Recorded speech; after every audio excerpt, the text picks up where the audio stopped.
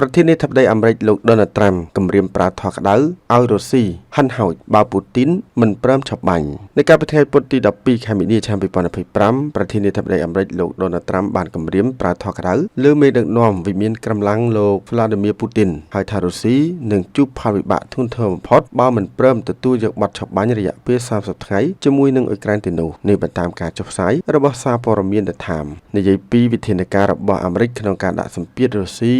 យល់ព្រមលើបទឆាប់បាញ់លោកត្រាំបានថ្លែងថាមានរឿងជាច្រើនដែលយើងនឹងធ្វើជាពិសេសពាក់ព័ន្ធទៅនឹងសេដ្ឋកិច្ចតែម្ដងខ្ញុំអាចធ្វើរឿងជាច្រើនបានតាក់ទងនឹងផ្នែកហិរញ្ញវត្ថុដែលនឹងឲ្យរុស្ស៊ីហិនហោចក៏ប៉ុន្តែតាមពិតខ្ញុំមិនចង់ទេព្រោះខ្ញុំចង់បានសន្តិភាពជាងទោះជាបែបនេះក្តីលោកត្រាំមិនរៀបរាប់ខ្លាំងជាងនេះឡើយថាតើទាំងនោះគឺជាវិធានការអ្វីខ្លះយ៉ាងណានៅមុននេះតាក់ទងនឹងបទឆាប់បាញ់នេះលោកត្រាំបានបញ្ជាក់ហើយបញ្ជាក់ទៀតថារុស្ស៊ីស្រួលនិយាយជាងអ៊ុយក្រែនទេថ្លែងនៅឯសមាគម Business Roundtable ក្នុងទីក្រុង Washington នៅថ្ងៃទី12ខែមីនាឆ្នាំ2025លោកត្រាំបានបញ្ជាក់ថាបើនិយាយពីការហៅភាគីមកចុះកិច្ចព្រមព្រៀងសន្តិភាពនោះលោកមើលឃើញថារុស្ស៊ីស្រួលនិយាយជាងអ៊ុយក្រែនទៅទៀតទីក្រុងមូស្គូច្បាស់ជាយល់ស្របលើបទឆាប់បាញ់រយៈពេល30ថ្ងៃនោះជាក់ជាមិនខានយ៉ាងណាមិញទីក្រុងមូស្គូបានបញ្ចេញប្រតិកម្មទៅហើយដោយអះអាងច្បាស់ៗថារាល់លក្ខខណ្ឌនៃបទឆាប់បាញ់គឺកំណត់ដោយរុស្ស៊ីមិនមែនអាមេរិកជាអ្នកសម្រេចទេ